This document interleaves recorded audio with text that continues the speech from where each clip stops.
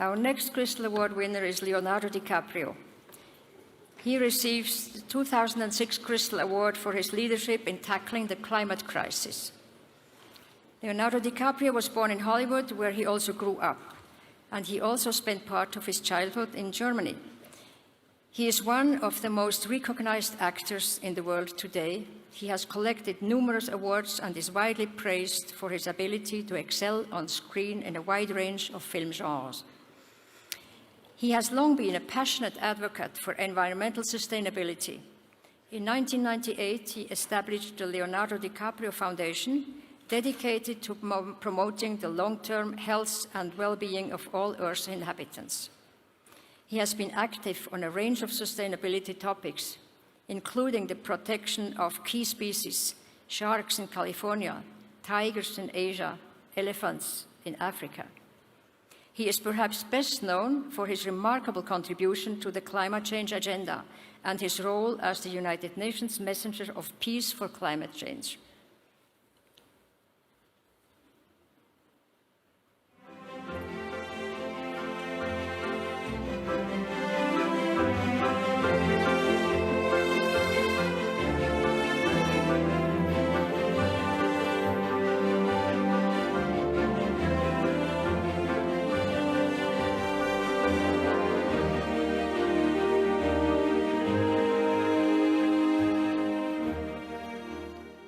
Leonardo DiCaprio, would you please join me on stage?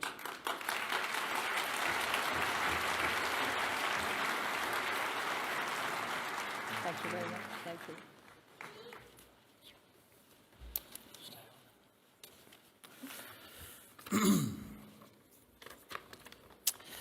Thank you, Professor Klaus Schwab, Hilde Schwab, and the World Economic Forum for this generous award.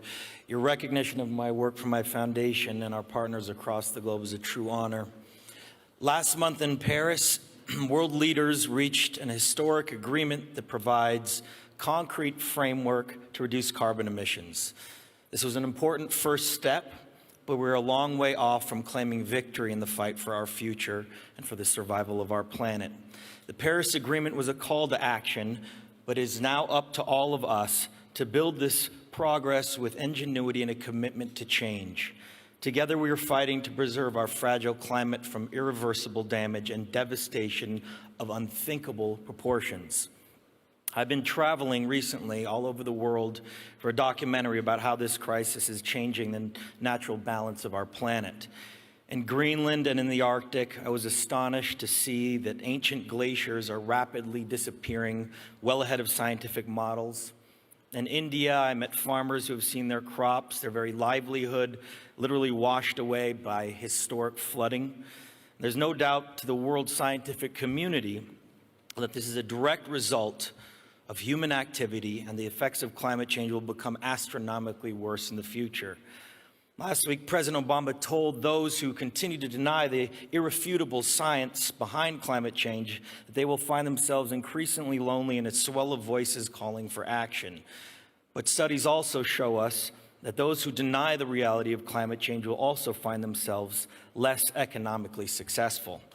We simply cannot afford to allow the corporate greed of the coal, oil, and gas industries to determine the future of humanity.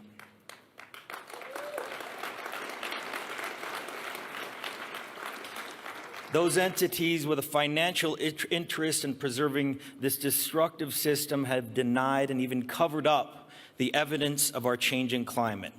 Enough is enough. You know better. The world knows better. History will place the blame for this devastation squarely at their feet. Our planet cannot be saved unless we leave fossil fuels in the ground where they belong. 20 years ago, we described this problem as an addiction. Today, we possess the means to end this reliance. Professor Mark Jacobson and a team of researchers at Stanford University have proven that we can meet the world's total energy demand by using existing renewable technology by 2050. To make that potential a reality, we need the collective will and conviction of political, business, and philanthropic leaders like all of you.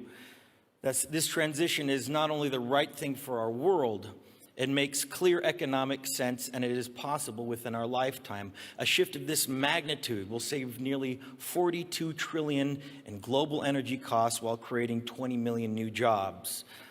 Over the last several years, organizations and individuals worth $3.8 trillion have already committed to divest their fossil fuel holdings and replace them with new investments in clean, renewable energy projects. And leaders like Bill Gates, Mark Zuckerberg, Jeff Bezos have already pledged to help build a zero-emissions future. I ask you to join them, because if we all do our part and act with bold leadership, we can achieve major, meaningful progress. It is not only an inevitable transition, it is also imperative for the future of our planet. Which brings me to the other side of this very important issue, and the flip side to the environmental crisis, and that is the protection of our planet's last remaining natural ecosystems. Ecosystems that provide us with breathable air, drinkable water, fertile soil, and bountiful seas. These complex ecosystems can never be replaced, and they are the foundation of our global economy and, more importantly, our interconnected climate. Life without them, as we know it, would simply collapse. 15 years ago today, I developed my foundation to focus on these critical issues. Currently, less than 3% of all philanthropic giving goes to defending our planet. Given this limited support, it's no surprise that roughly only 2% of our oceans and 12% of our lands are formally protected from invasive human activity like commercial fishing, agriculture, logging, and energy extraction. Again, 3% of all philanthropic giving goes towards the protection of our only home, planet Earth. Today, at LDF, we are achieving tangible, exciting results with over 70 partners across 40 countries and all 5 oceans. By working with the innovative grassroots organizations and leaders, we've quickly donated critical funding they need to rapidly scale up their work. Over the last decade, we've provided direct grants to support projects that have expanded protected areas on land and on sea, protecting iconic endangered species, and empowered indigenous communities to fight back against corporate encroachment on their lands. But this number needs to grow, and with your help and partnership, it will.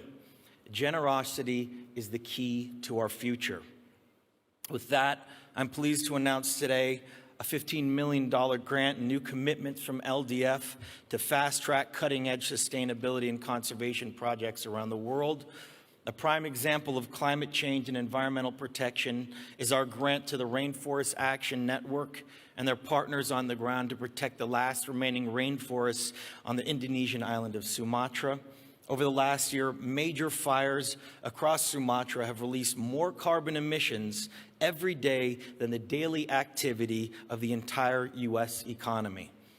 In an effort to protect these last remaining rainforests, the vital lungs of our planet, our foundation is funding their effort to preserve 6.5 million acres from the invasive and destructive practices of the palm oil industry.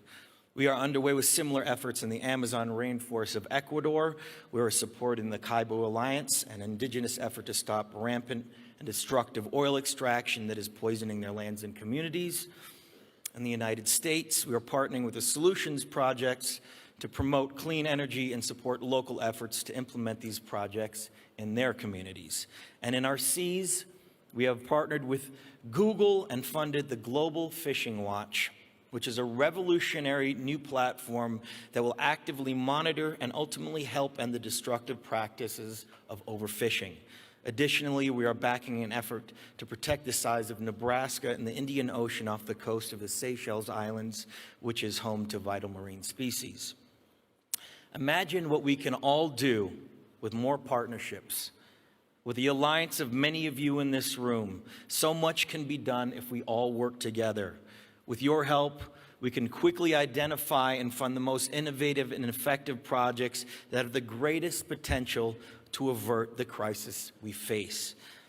As I look across this room, I'm optimistic that our ability to convene the most significant and influential minds on the planet can result in the global transition necessary to protect both our society and our natural world. The challenges before us require each and every one of us to take action. We owe this to ourselves, but more importantly, we owe it to future generations who are counting on all of us. Thank you all very much, and thank you for this great honor.